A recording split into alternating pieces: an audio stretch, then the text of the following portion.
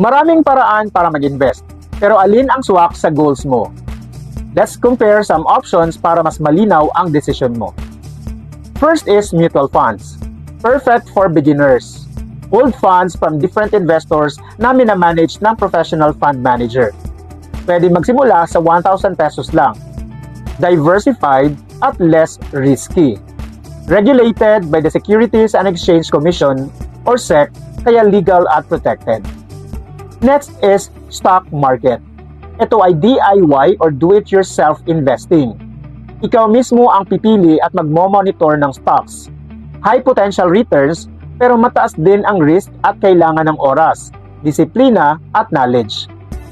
Next is time deposit. Very low risk pero low return din. Ideal kung gusto mo ng guaranteed income, usually less than 2% per year. Next is real estate. Asset-based and long-term. Pwede kang kumita sa rent or appreciation. Pero kailangan ng malaking puhunan at minsan matagal bago magka-return.